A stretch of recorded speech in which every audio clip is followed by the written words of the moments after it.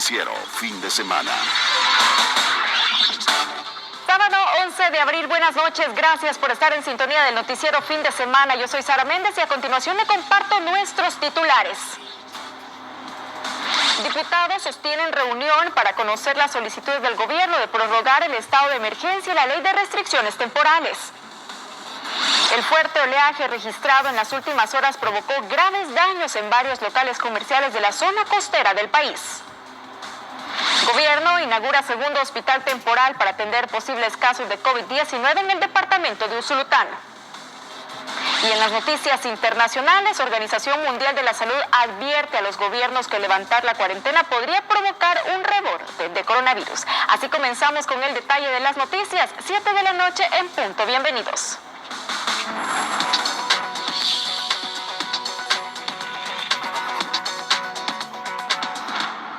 Este día, la Comisión de Crisis de la Asamblea Legislativa conoció los decretos de prórroga para la Ley de Emergencia Nacional y de restricciones de garantías constitucionales. Se ha convocado mañana el Pleno Legislativo en busca de intentar aprobar la prórroga.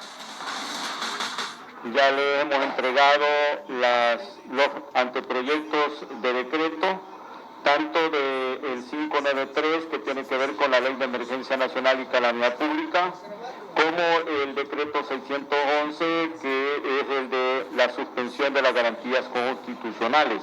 Y tal como se tenía previsto, los miembros de la Comisión Política y los jefes de fracción se reunieron hoy para conocer los proyectos de prórroga presentados por el Ejecutivo para la Ley de Emergencia Nacional y la restricción temporal de derechos constitucionales. El presidente legislativo confirmó que el proyecto de prórroga a la emergencia nacional presenta cambios en relación al que se encuentra aún vigente. No está en los términos que esta asamblea lo aprobó, trae modificaciones y esas modificaciones son las que la Comisión Política va a revisar de forma minuciosa. Acordémonos que ese decreto 611 apenas tiene 57 votos, 2 votos menos que no existan en la plenaria y no habrá decreto de emergencia, decreto de suspensión de garantías constitucionales. Por su parte, los partidos mayoritarios Arena y FMLN coinciden en que analizarán los decretos para ver si cumplen con los mandatos emitidos por la Sala de lo Constitucional. En primer lugar, la voluntad política de nuestro grupo parlamentario, y así lo he escuchado el resto de grupos, es acompañar el decreto de emergencia.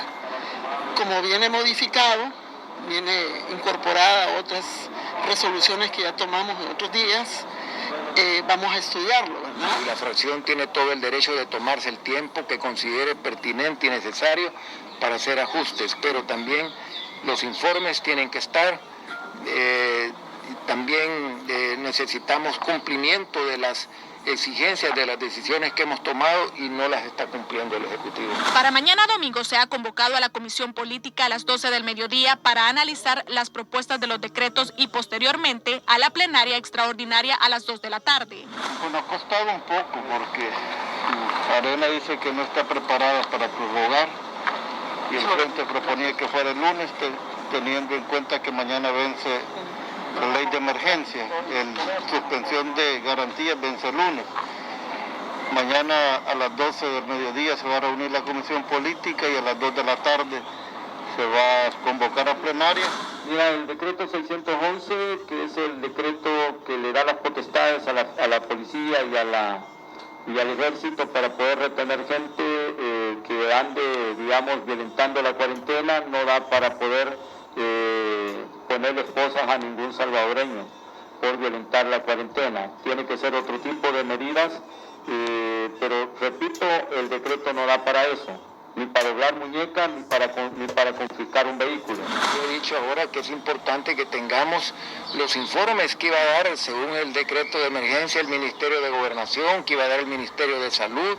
No sabemos nada, no conocemos los protocolos de salud, cuando realmente la Asamblea no puede ser nada más un simple pasapapeles. Nosotros queremos que se tomen en cuenta las recomendaciones. Las discusiones han iniciado al interior de los partidos políticos, quienes también podrán hacer modificaciones a los decretos presentados. Con imágenes de David Clara para El Noticiero, Wendy Valladares. El gobierno dio por inaugurado el segundo hospital temporal para atender la emergencia del COVID-19. En esta ocasión, en el departamento de Usulután, las autoridades también brindaron los últimos datos sobre el comportamiento de la enfermedad en el país. El día de ayer se hemos realizado cerca de 512 pruebas de coronavirus y solo tuvimos un paciente confirmado para coronavirus, una prueba que salió confirmada. El gobierno confirmó que de las 512 pruebas de coronavirus realizadas en las últimas horas, solo una persona resultó contagiada por esta enfermedad, elevando a 118 los casos confirmados y a 19 los recuperados.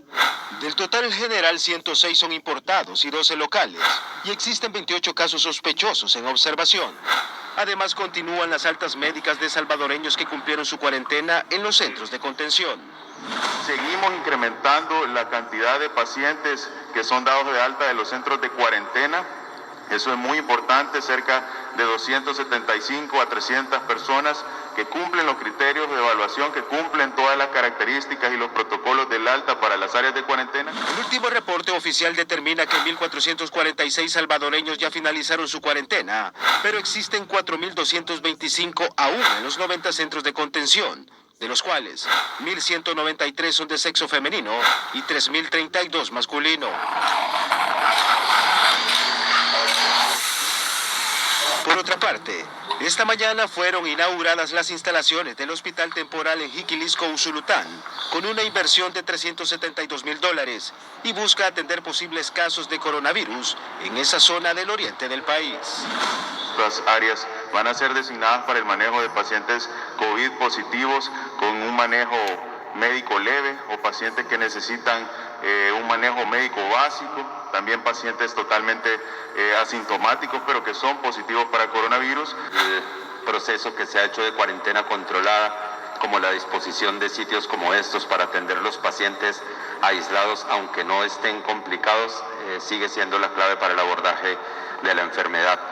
Seguir teniendo siempre en mente las recomendaciones y que el cuidado personal sigue siendo la pieza fundamental en una respuesta ordenada a la enfermedad.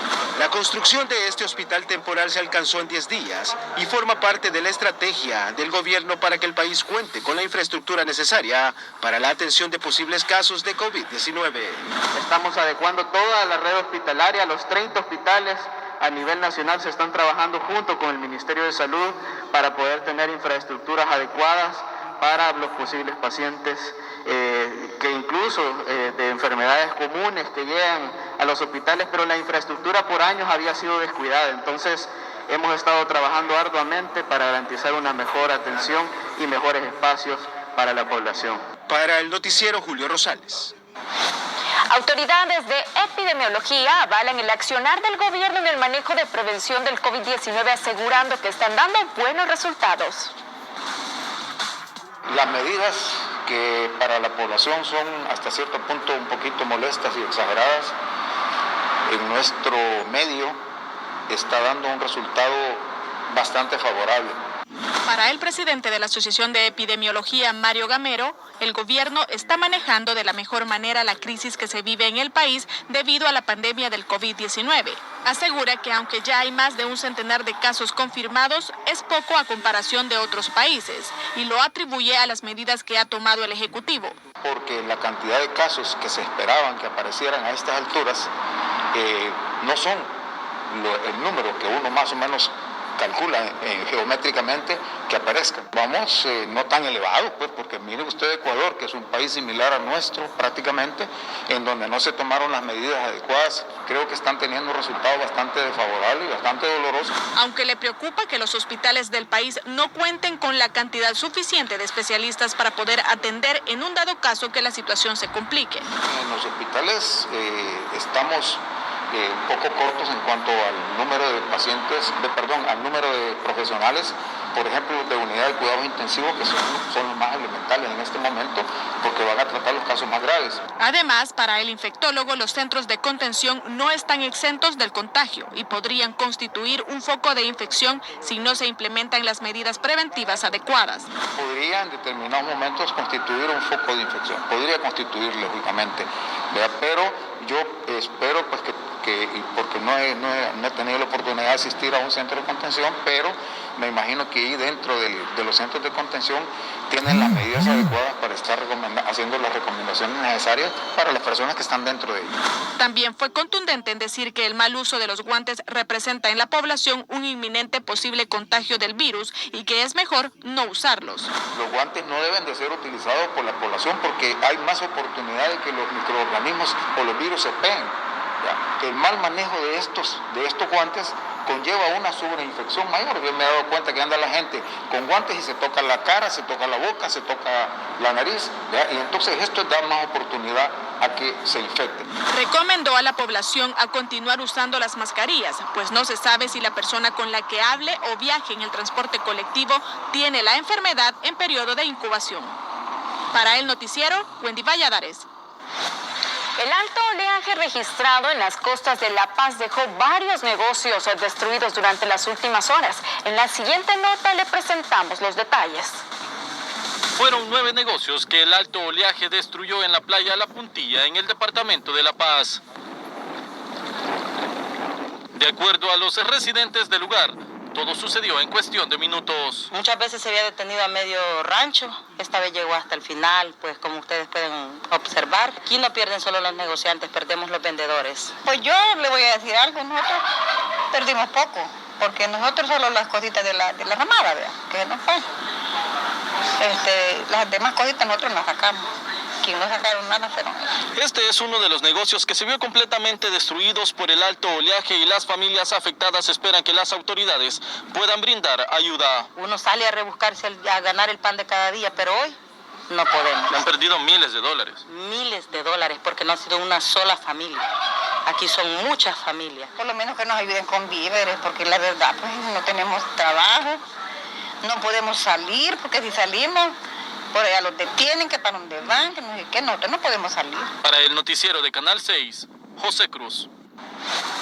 Comerciantes de mariscos en el Puerto de la Libertad buscan nuevas alternativas para poder comercializar su producto ante la pandemia del COVID-19.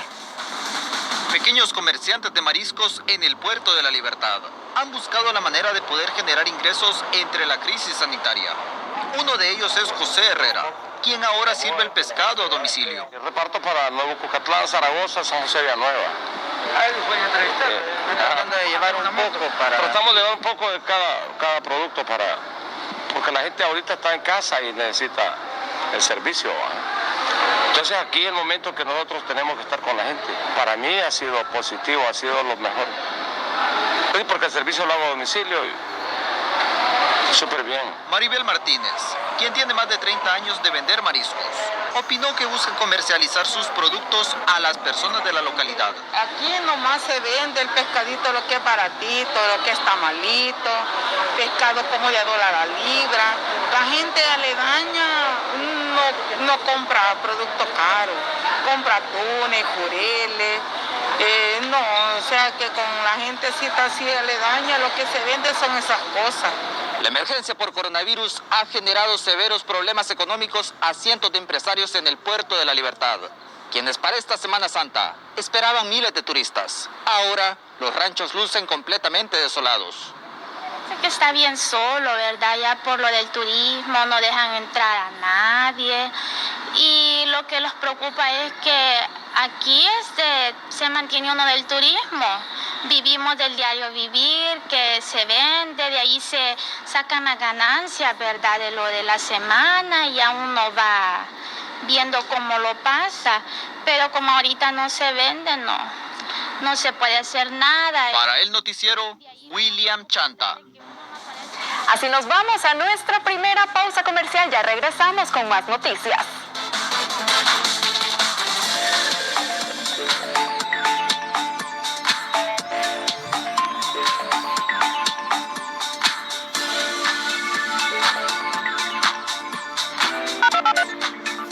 Llama a Pollo Campestre y disfruta los ricos combos. Quédate en casa. Hay combos para todos los gustos, como nuestro delicioso combo en familia para 4, que te incluye 8 piezas, 4 panes y 4 complementos de tu elección por solo $12.99. Válido para llevar y a domicilio al 2121-2828. Pollo Campestre. Campestre, como a ti te gusta. Llama a Pollo Campestre y disfruta los ricos combos. Quédate en casa. Hay combos para todos los gustos, como nuestro delicioso combo en familia para 4, que te incluye 8 piezas, 4 panes y 4 complementos de tu elección por solo $12.99. Válido para llevar y a domicilio al 2121-2828. Pollo Campestre, como a ti te gusta. Con el fin de atender de la mejor forma a todos los salvadoreños, Banco Agrícola informa los centros de pago y horarios disponibles para retiro del bono por subsidio COVID-19 durante la semana del 6 al 12 de abril, lunes 6 y martes 7 de 9 de la mañana a 3 de la tarde y de miércoles 8 a domingo 12 de 8 de la mañana a 2 de la tarde. Podrás cobrar tu subsidio presentando DUI original. No es necesario que esté vigente, tampoco es necesario que tengas una cuenta en Banco Agrícola y te recordamos que no se cobrará ningún tipo de comisión. Las agencias disponibles de Banco Agrícola son Metrocentro Novena Etapa, Plaza Centro, Galerías, Multiplaza, Soyapango, Lourdes, Santa Tecla, María Auxiliadora, Colón, San Miguel, Los Santos, El Ángel, San Vicente, Cojutepeque, Apopa, Usulután, La Unión, Cuscatlán, Plaza Mundo, Unicentro Soyapango, Sensuntepeque, Chalatenango y Corresponsal Plus San Martín. Que nada nos detenga. Banco Agrícola. La app de Pizza Hut, la nueva app de Pizza Hut. Consiéntete en casa y pide por la nueva app tus pastas favoritas de Pizza Hut. Es fácil y rápido. Sí, tus pastas favoritas llenas de queso y los ingredientes que más te gustan. Chicken primavera, lasaña boloñesa y pollo brócoli. Ordena ya y conéctate al sabor. La nueva app de Pizza Hut. Estás viendo el noticiero fin de semana.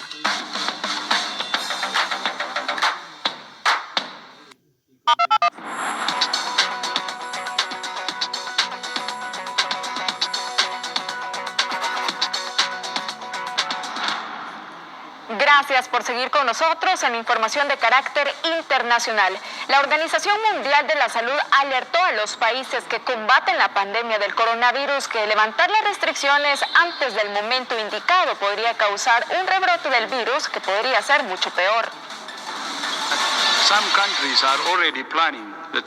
Sé que algunos países están planteando terminar con restricciones de movilidad y cuarentena. Como Organización Mundial de la Salud queremos levantar las restricciones como cualquier país, pero hacerlo muy rápido podría provocar un rebrote mortal. Flexibilizar las medidas puede ser tan peligroso como endurecerlas. El director de la entidad sugirió a los más de 180 países que están afectados por el coronavirus que se debe analizar primero bien cuál sería el momento en que se requieren levantar las restricciones. La OMS dijo que han descubierto una alarmante aceleración en varios países africanos y un preocupante rebrote en naciones asiáticas como Corea del Sur. En todo el mundo hay 1.773.358 casos confirmados y 108.702 fallecidos.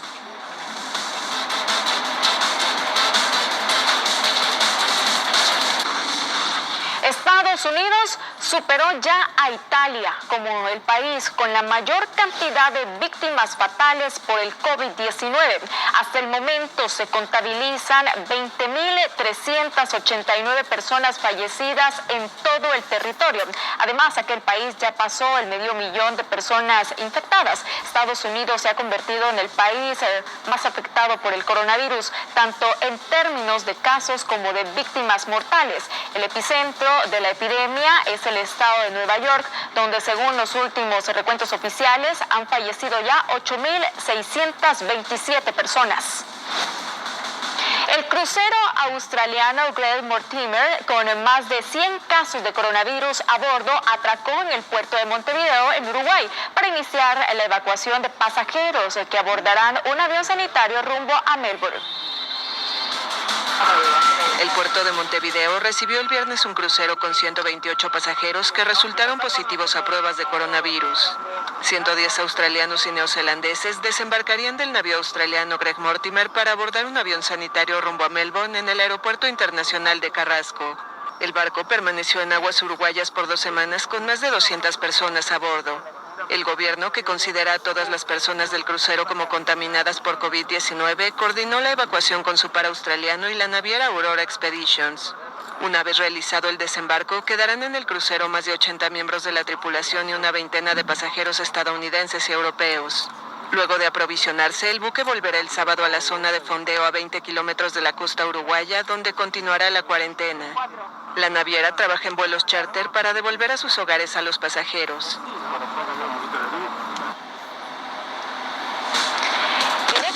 El país con más casos de coronavirus de América Latina, el presidente Lenín Moreno y las autoridades locales de Guayaquil muestran incompetencia ante la crisis que ha desbordado hospitales y morgues. Guayaquil, el puerto principal y la ciudad más grande, es la más afectada por la pandemia y concentra el 70% de los casos. Se han visto escenas dantescas de cuerpos tirados en las calles, cadáveres siendo quemados y también a la espera de ser retirados de las casas. Muchos ecuatorianos aseguran que ni siquiera podrán contar los muertos que deje la pandemia.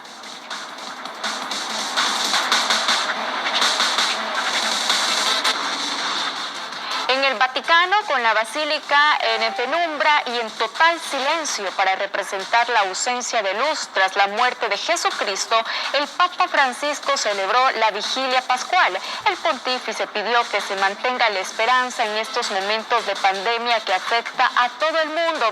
En su homilía comenzó recordando el episodio de las mujeres que acudieron a ver el sepulcro donde se enterró a Jesús y lo comparó con la situación de nuestros días. El Papa celebró esta misa del Sábado Santo, como todos los ritos de la Semana Santa, de manera sobria en la Catedral de San Pedro, ante pocas personas que guardaban la distancia de seguridad en los bancos.